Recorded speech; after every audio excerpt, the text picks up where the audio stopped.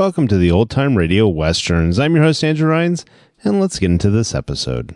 This episode is going to be Challenge of the Yukon. Original air date is January 23rd, 1950, and the title is The $10,000 Reward. Let's get into it, and I hope you enjoy. Now, as gunshots echo across the wind-swept, snow-covered reaches of the wild Northwest, Quaker Puffed Wheat and Quaker Puffed Rice, the breakfast cereal shot from guns, present the Challenge of the Yukon. It's Yukon King, swiftest and strongest lead dog of the Northwest, blazing the trail for Sergeant Preston of the Northwest Mounted Police in his relentless pursuit of lawbreakers. On, King! On, you huskies! Gold discovered in the Yukon. A stampede to the Klondike in the wild race for riches. Back to the days of the gold rush. With Quaker Puffed Wheat and Quaker Puffed Rice, bringing you the adventures of Sergeant Preston and his wonder dog, Yukon King, as they meet the Challenge of the Yukon.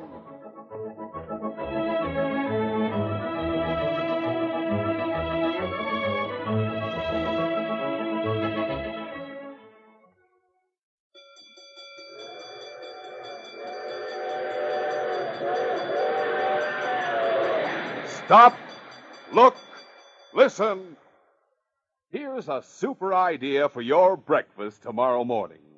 First, pour out a heaping bowlful of delicious, crisp, nourishing Quaker Puffed Wheat or Quaker Puffed Rice. Then cover it with good, thick, rich yellow cream. Top it with chilled fruit. And the very sight of it makes your mouth water for a taste. Take a big spoonful. And when crisp, tender, flavorful Quaker Puffed Wheat or rice melt in your mouth with the velvety, smooth, rich cream and sweet fruit, there's a super treat you'll want often. So get ready. Get super delicious, nourishing Quaker Puffed Wheat and Quaker Puffed Rice right away.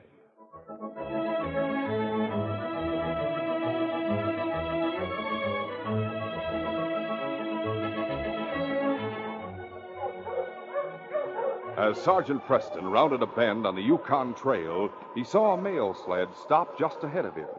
There was a man kneeling beside the sled, and as he heard the sergeant's team, he turned toward the oncoming sled. The man's beard was frosted white. Even his eyebrows were white. The sergeant didn't recognize him as one of the regular drivers. Suddenly, the man stood erect. He held a gun in his hand, and he fired at the sergeant. The bullet hit the sergeant in the chest. He lost his grip on the bar and fell from the runners into a snowbank.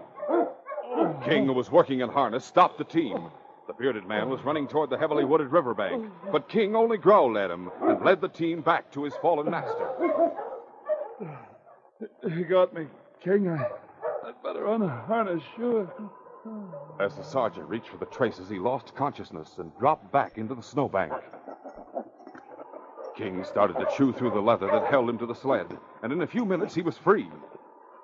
Then, barking, nipping, and growling, he forced the other members of the team to form a complete circle around the sergeant and crouch down in the snow, a barrier of thick coats and warm bodies against the bitter cold.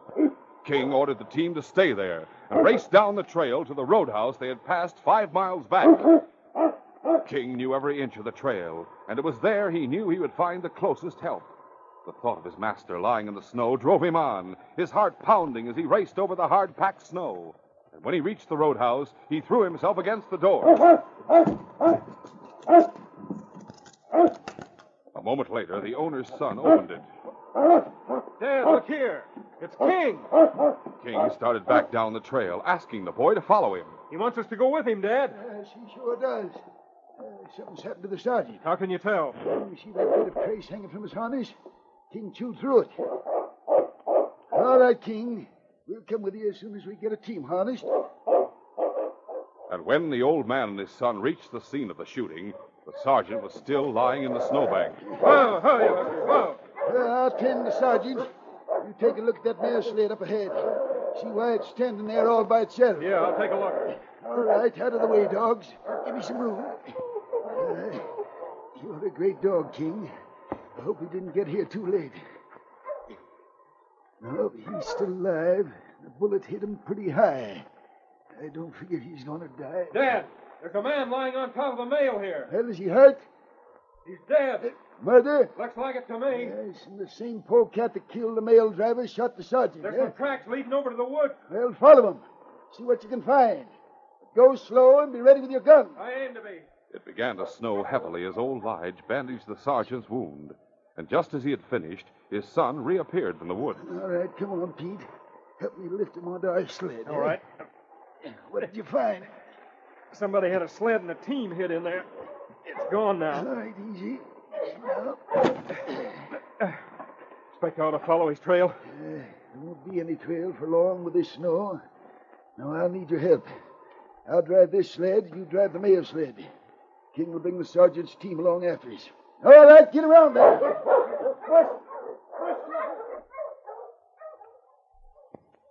The sergeant was taken back to the roadhouse, and by the time he regained consciousness, Corporal Downey had been brought from Dawson. Hello, Sergeant. Oh, hello, Jim. King. How are you, boy?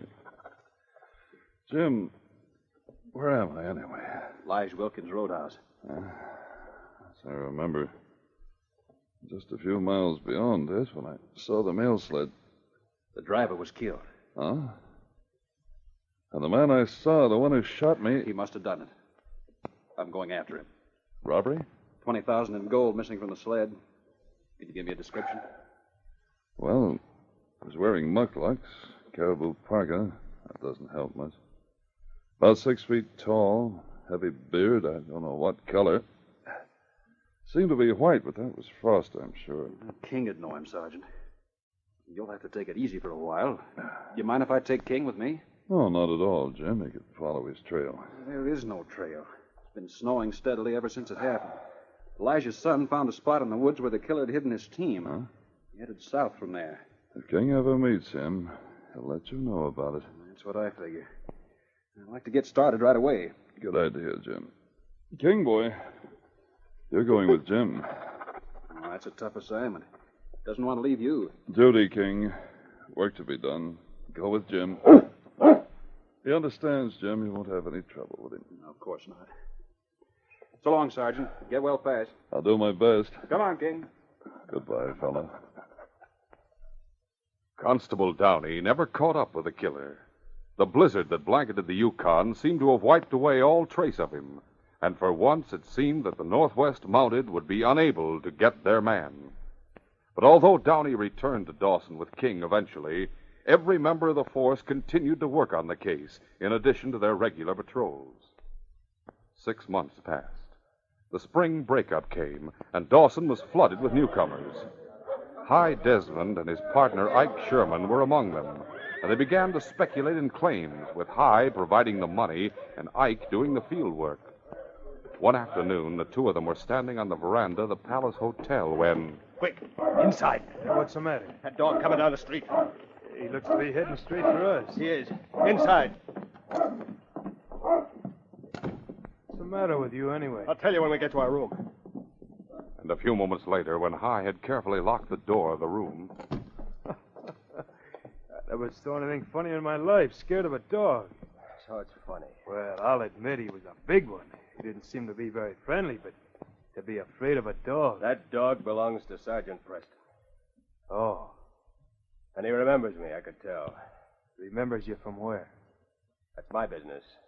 Anything to do with that steak you pulled out of thin air last winter? Yes, it has. Hey, now, why don't you tell me all about it? The less you know, the better. Yeah, maybe you're right. But you've broken the law yourself in your time. To you, I'll admit it. And I'll admit this to you. This business.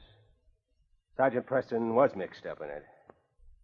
He wouldn't recognize me, though. He only saw me for a second, and I've changed completely. Clean-shaven, city clothes. No, I'm not worried about him. The dog. He remembers. And if he should be walking down the street someday with a sergeant and he saw me, he might jump at my throat. Then, I don't like to think about it. He might jump at your throat, huh? Hey, you must have treated him pretty rough. That doesn't matter. Or maybe it was the sergeant. I heard he was wounded last winter. Never mind. I won't feel safe in Dawson as long as that dog is alive. Then why don't you get rid of him? How can I? He'll never let me get close to him. Yeah, you're right. You're right not to try it, Hi. Your only chance would be in the run back of headquarters sometime late at night. And if you were to be caught there... I'm not going to try it myself. Now, what does that mean? Ike, I'll give you $1,000 if you'll kill that dog. Oh, make it 2. All right, I will. Yeah. No, I wouldn't take a chance like that for less than 10,000. I'll give you 10,000 if you kill that dog. You serious? Yes. $10,000. Well, I'll have to think about it. Maybe I can figure out a way. $10,000, huh? I stayed in his room all that afternoon and had his supper sent up. Ike ate with him, but went out that evening. And when he returned about 10 o'clock, he had 2 packages. Hey, look, Hi. What have you got there? $10,000, and it only cost me 5, even at Dawson prices. Yeah, what's that? A steak. Caribou steak. Best cut I could buy. And a watch. I cut it this way and this way. And then I pour in this practically tasteless white powder. There. Now, how's that? Not a sign of it, huh? What is it? Strychnine. Enough to kill a horse. Now, I ask you, Hi, could any dog resist a steak like this, huh? It was midnight and as dark as it would get in June. The sun had set an hour ago and would rise again in another hour. Ike approached the run in back of headquarters carefully. The dogs were asleep. There was no one around. He could see King in the first run. He touched the package beneath his coat. Now he was at the fence. Once more he looked around. No one in sight. He called softly. King. King stirred in his sleep. Hey, wake up, King. The great dog opened his eyes. A low growl sounded in his throat, but it was an indecisive growl. He didn't know this man. He would let his actions prove whether he was a friend or not. The man took a paper parcel from under his coat and unwrapped it. The delectable fragrance of fresh meat reached King's nostrils.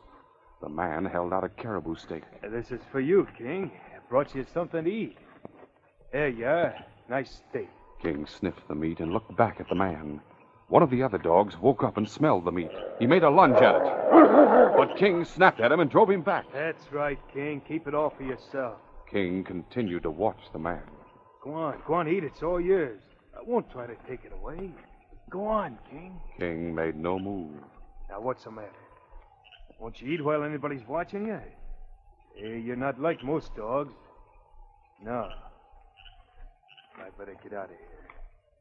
I can wait for the proof of the pudding. King watched the man until he was out of sight. Then he crouched down and sniffed the meat once more. We'll continue our adventure in just a moment.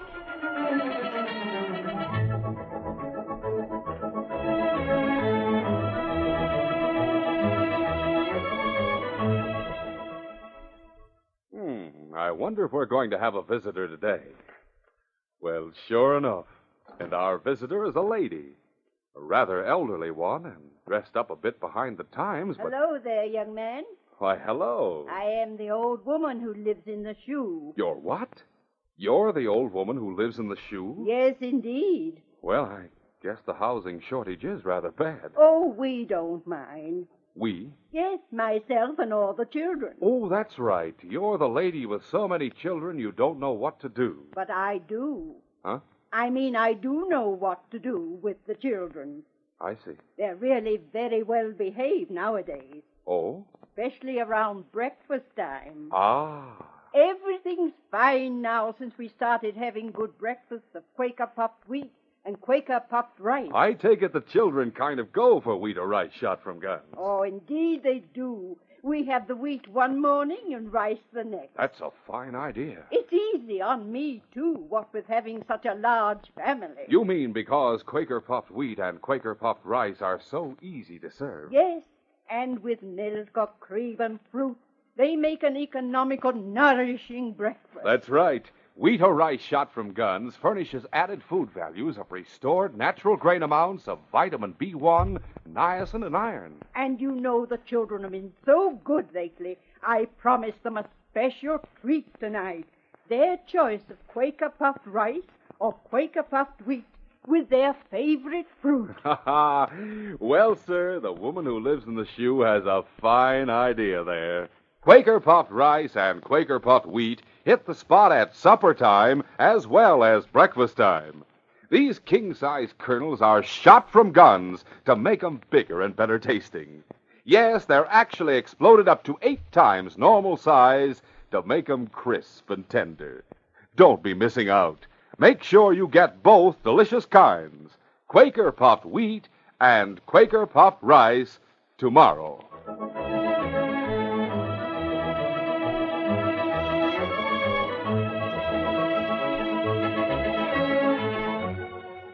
Now to continue. The following morning, Sergeant Preston came out to the run with food for the dogs. King always ate last, preserving discipline among the others as they ate. But this morning he was standing closest to the gate as the sergeant opened it. He looked up into his master's face and then nosed the untouched steak at his feet. Oh, what's this, King? Someone throw you a steak? And you wouldn't touch it until I'd given you permission. That's remembering your lessons, boy. Now, let's see it. It was strange that... What's this? The sergeant found the slit in the steak. He took a pinch of the white powder inside and held it to his nose. I'll bet it's strychnine. Good thing you won't accept food from anyone but me, King. It saved your life. All right, quiet down. Take it easy. You'll all get fed. Get around. After the dogs had been fed, the sergeant showed the steak to Constable Downey. That dirty so-and-so. Question is, who would want to poison King? He's helped you put a lot of crooks behind bars. But the fact they're behind bars eliminates them. I suppose you could check around town and try to find out who bought this steak in the strychnine. Everybody buys caribou steak, and nearly everybody uses strychnine to kill rats. No. You sound as if you had an idea, though. Well, I can't help thinking about the man who killed the mail sled driver. Man, I didn't catch. Well, it wasn't your fault, Jim. Well, just consider, the only one who can identify that man is King. The killer might realize that. Say, that'd mean he's in town. Something to think about. From now on, King isn't going to leave my side. And if we do meet this man... King will let you know. He's sure to. We're not writing that case off as an unsolved mystery yet. That same morning, High Desmond was watching Front Street from the window of his hotel room. He saw the sergeant and King pass by, and he called to Ike. Come here. What? Look, the sergeant and his dog. Hey, too bad. Well, I tried anyway. You don't get paid off for trying. Yes, I do. Don't make me laugh. I get paid off, Hi. You did make me laugh. Hi, the same man that wounded the sergeant last winter killed a mail sled driver and stole $20,000 in gold. You know, that man was never found. But I could tell the Northwest Mounted where to look. Now, how about it? If I get the $10,000? You'd blackmail me. I guess that's what you'd call it. I'll take a check, Hi. You got nearly $50,000 in the bank. You can spare it. You dirty rat. Cut it out. You're hooked and you know it. And I suppose this is only the first installment. Sure, why not? Yeah, write the check. I want to cash it today because I'll be going up to Wilderness Creek first thing in the morning. You know, I'm going to work hard for you, Hi. I want you to make lots of money. That evening, High slipped out of the hotel and through the crowds on Front Street until he reached the bridge over the Klondike. He crossed it to Shantytown, and then hurried on until he reached a disreputable shanty on one of Shantytown's most disreputable streets. Who's there? Hi, open up. Hello, Hi. Is Bart here? Sure. How are things? I hear you're loaded with Mazuma, Hi. Maybe we should take some of it away from him, Bart. Just for old time's sake. How would you like to earn some? Us? Work? Job won't take you long. Pays $10,000. Ah, that sounds interesting. Yeah. Who do we have to kill? 2 people. 2 people and a dog. My partner, Ike Sherman. Sergeant Preston and his dog, King. Sergeant Preston? No thanks. Not for me either. Now, wait a minute. I got it all worked out. It'll look just as if Ike and the sergeant killed each other. You can make it look that way easy. Just listen and wait until I've finished before you give me your answer. The following morning, Constable Downey found a printed note slipped under the door at headquarters, and he took it to the sergeant at once. Read this, Sergeant. All right. I heard spelled H-E-R-D. Yeah. Heard a man who calls himself Ike Sherman say he going to Pisen, P-I-Z-E-N. Pisen your dog. He go to Wilderness Creek today. Huh. Ike Sherman. You know him? I know who he is. He lives at the palace. What are you going to do? Going to have a talk with him, that's sure. Come on, King. The sergeant inquired at the palace for Ike and learned that he had already left town. He returned to headquarters long enough to confer with Downey. And then, because the trail to Wilderness was so bad, he decided not to ride. He packed a knapsack and, with King at his side, started out. Once on the trail, he broke into a brisk dog trot, a pace that he could maintain hour after hour, and King trotted easily at his side. Toward noon, they were passing through a clearing in a dense woods, and King growled a little and slowed down. The sergeant stopped. Above the trees, somewhere on the trail ahead, he could see a column of smoke rising. Campfire, King. Think we ought to take it easy, huh? How about sticking to the cover of the trees? This way, boy. Swiftly and silently, they worked their way through the forest until they were able to see the campfire without being seen. That's Ike Sherman, boy. That's the man we're looking for. The sergeant checked his gun and eased it back into its holster, and he was about to start forward, but King held back. Now what? Someone else around? King was looking at a thick clump of trees beyond the campfire. The sergeant followed his gaze. I see. Maybe it wouldn't be too healthy to step out into the open. All right, King, you lead the way. Show me, boy. Back on the trail, High Desmond was hurrying as fast as he could. Smoke up ahead must be Ike's campfire. Haven't heard any shots, though. I'll be in time. Wait until Bart and Dirk get Ike and the sergeant and the dog. Then I'll get them. Leave them all for the wolves. The sergeant and King crept through the underbrush inch by inch. They could see two men crouched behind trees near the trail. Easy, Sure. What if the sergeant don't come? He will. And when he does, Ike, don't try to warn him. We want you sitting there prim and proper. Say anything but hello, and you're a dead man. I won't say anything. The sergeant and King were only 20 feet away from the two men when, in spite of his extreme care, a branch snapped beneath the sergeant's weight. Hey, what was that? Animal, maybe. Sure, a mountie. That's a redcoat. Down, King! As the Mountie and King took cover behind a great pine, Bart opened fire. Hey! The sergeant's first shot in return dropped Bart to the ground. Dirk was firing now. It was impossible for the sergeant to pick him off. He, too, was shooting from behind a tree. The duel continued for 5 minutes, but finally... Oh! I knocked him out, Sergeant. I got him on the rock. Yes, I can see. Come on, King. I didn't expect any assistance from you, Sherman. You saved my life. I did. They were waiting for me as I came along the trail. Somehow they knew you'd be following me, and they wanted to get us both. Made me sit here by the campfire, but they had me covered every minute. I'll listen to you after I've taken a look at this man. That's Bart Jonas. The other one's Dirk Reynolds. Don't waste any sympathy on Bart. If he's dead, good for him. He isn't dead. Bullet couldn't have done much more than knock him out. I'll put some handcuffs on Dirk, take his gun. Now I'll bandage this wound. Don't you know why I was following you, Ike? No. Why'd you try to poison King? Hey, who told you that? Answer my question. Listen to me, Sergeant. You got to listen to me. All right, talk. High's behind all this. Hi, Desmond, your partner? Yeah. He was the one that told you I tried to poison King, wasn't he? He wrote a note accusing you. He offered me $10,000 to do it. He's afraid of King.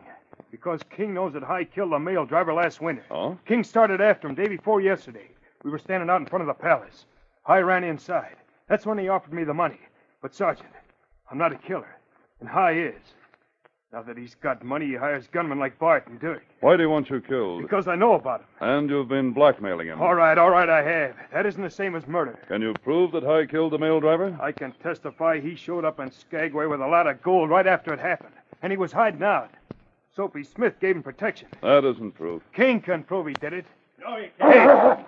Hold that dog, Mountie, or I'll drill him through the heart. Easy, King. Hi had stolen up to the campfire, keeping to the cover of the trees along the trail. And because the breeze was in the wrong direction, King had not caught his scent until he stepped into the open. Well, it's a good thing I didn't leave this job to Bart and Dirk. Hi laughed uproariously, but kept his gun level. Neither the sergeant, Ike, or King moved a muscle, because behind Hi they could see the red-coated figure of Constable Downey swiftly closing in on him. The constable's gun was drawn. And now I'm going to have the pleasure of killing all three of you myself. You're shooting us because you killed the driver of the mail sled, and you know we can send you to the gallows for it. That's right. But nobody else can. And after you're all dead, I'll tell the police it was Ike did it. And that you died trying to capture him, Sergeant. Died like a hero.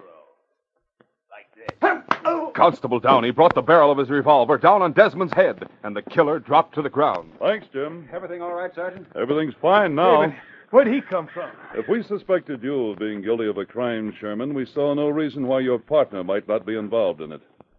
Constable Downey was detailed to watch him. I couldn't keep any closer without his finding out that he was being followed. You kept us close enough. We gave him time enough to admit the murder.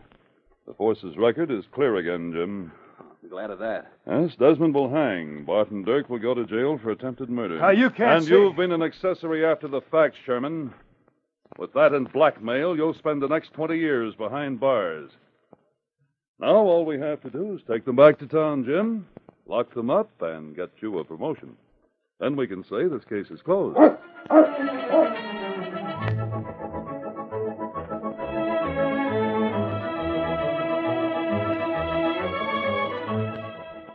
In just a moment, Sergeant Preston will give you a preview of Wednesday's adventure. Ride 'em, cowboys!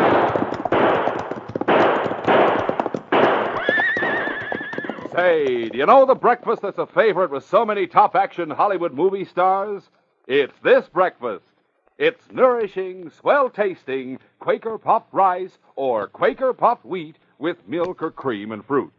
These king-size, ready-to-serve premium grains of rice or wheat pack a double-barrel taste wallop. They're good for you. They're shot from guns. Yes, actually exploded up to 8 times normal size to make 'em crisp and tender. And to be sure of getting the original, crisp, fresh Quaker puffed wheat and Quaker puffed rice shot from guns, always buy the big red and blue packages with the smiling Quaker man on the front. They're never sold in bags or bulk. Tomorrow, sure, enjoy this breakfast treat. Eat the one and only, delicious, nutritious Quaker puffed rice or Quaker puffed wheat. Listen Wednesday when Sergeant Preston and Yukon King meet the challenge of the Yukon in the case of the trap that failed. Jim Bolin was a young dog trainer who was a friend of King and me. But when he became engaged to his boss's daughter, he incurred the hatred of another man who set a trap for him. When King and I stepped into the picture, Jim had been accused of murder.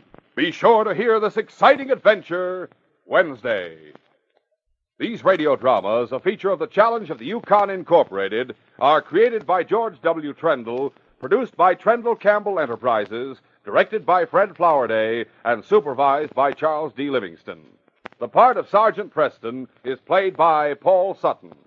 They are brought to you every Monday, Wednesday, and Friday at this same time by Quaker Puffed Wheat and Quaker Puffed Rice, the breakfast cereal shot from guns.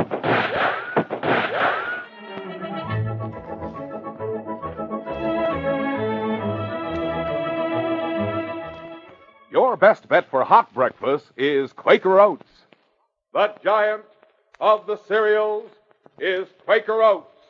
Delicious, nutritious, makes you feel ambitious. The giant of the cereals is Quaker Oats. Yes, if you want to be a star in sports and school activities, make your hot cereal Quaker Oats. 'Cause Quaker Oats helps grow the stars of the future. You get more growth, more endurance from oatmeal than from any other whole grain cereal. Remember, Quaker and Mother's Oats are the same.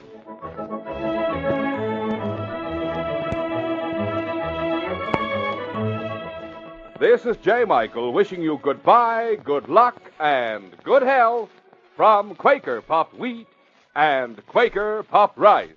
So long. This is ABC, the American Broadcasting Company.